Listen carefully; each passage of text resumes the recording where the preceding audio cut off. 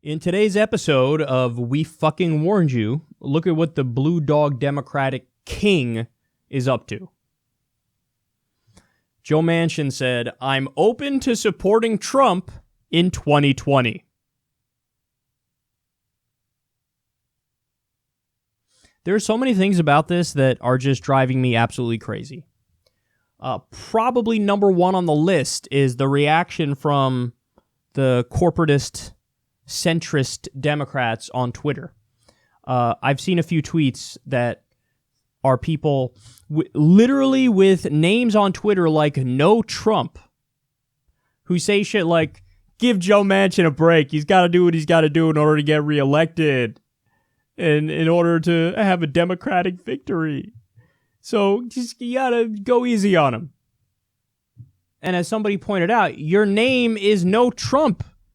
So how can you somehow do mental gymnastics and rationalization to say it's okay if Joe Manchin maybe supports Trump? And Joe Manchin keeps saying this really stupid thing of like, listen, I'm a West Virginia Democrat. That's what I am. I'm not a Washington, D.C. Democrat. And the funny thing is, that's supposed to be like, you know, his way of saying, I'm for the working man. I'm not like an elitist, coastal elite Democrat or whatever. But when you actually look at Joe Manchin's voting record, he is the quintessential Washington, D.C. Democrat. Because he's not for the working man. He's not actually populist.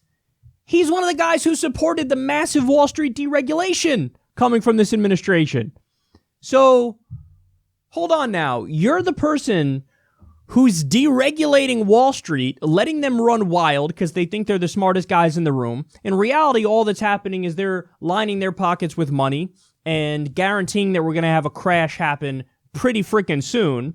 So Joe Manchin is on the side with Wall Street bankers, and his argument is, I'm a West Virginia Democrat. As if, like, you know, Democrats in West Virginia are like, God, I really wish we would roll back provisions of Dodd-Frank.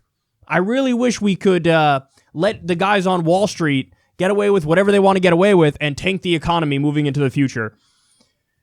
So it's just, he's the opposite. You're not a West Virginia Democrat. You're not a Democrat for working people. If you were a Democrat for working people, you'd be for Medicare for all. You'd be for card check. You'd be for unions. You'd be for free college. You'd be for ending the wars and doing a new deal, an infrastructure deal. So you're actually the quintessential Washington, D.C. Democrat because you're as elitist as it gets. You're as corporatist as it gets. And he kept referencing like, you know, policies. It really is about what's best for the country and, you know, the policies. He's the last person who can make that argument because all the policies he's supporting, especially in regards to when he's with Trump's policies are disastrous for the middle class. It's not even close. Devastating for the middle class. That's why his administration is packed with Goldman Sachs. So it's just amazing to me that, and listen, he thinks like, oh, this is going to help me maybe win. No, Joe, you have it exactly backwards. You have it exactly backwards. Whenever given the choice between Republican or Republican light, you know what people pick? They pick Republican. They pick the original. Because your argument of, okay, no, I'm a lot like these guys, just so you know. Well, then the whole framework of what you're saying, the framing of the discussion is, these guys are awesome. So why would you, then you're not disagreeing with them substantively. You're not fighting for the people. And how much evidence do you need? The Blue Dogs were almost completely wiped out in the election cycles post-Obama. So they get obliterated. They get their asses handed to them. And Joe Manchin and the Democratic strategist idiots are like, I got it. Why don't we try to be like Blue Dogs who just got nearly eliminated from office completely? Why would you do that? And this is what I always talk about is even if they don't agree on policy and they're not actually going to fight for the right policies, you would think they'd be smart enough to lie to you and like know the messaging that's popular and that the left-wing messaging is popular. But they're too stupid to even get that in many respects. They're too stupid to understand that that day is done.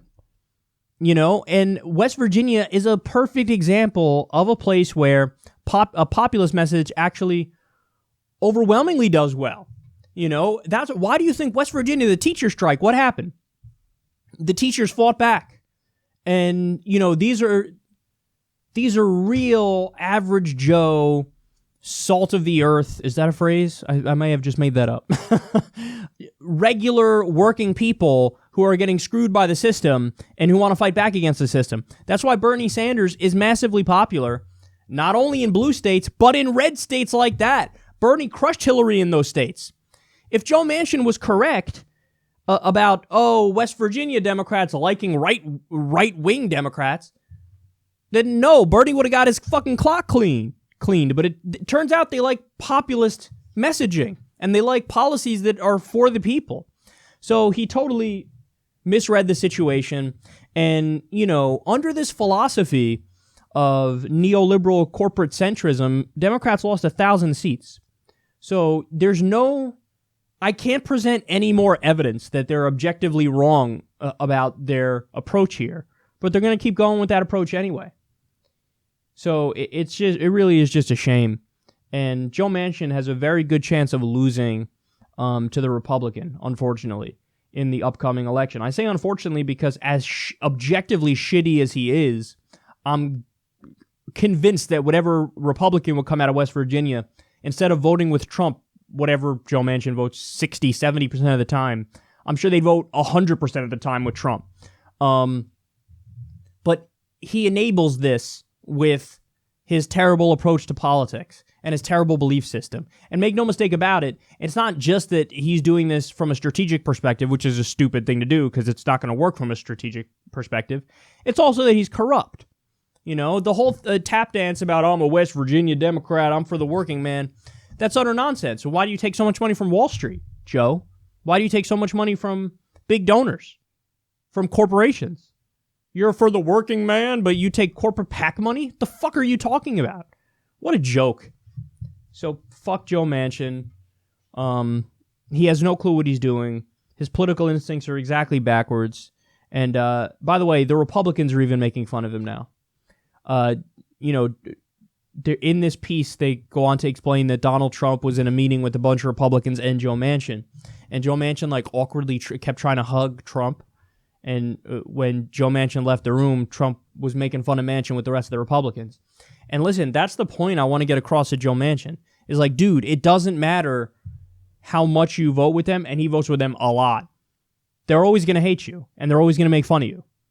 And they're always going to view you as their enemy. Mike Pence recently did a rally in West Virginia, where he spent a lot of time at the rally shitting on Joe Manchin. Because Joe Manchin, I think he didn't vote for the tax bill, Trump's tax bill.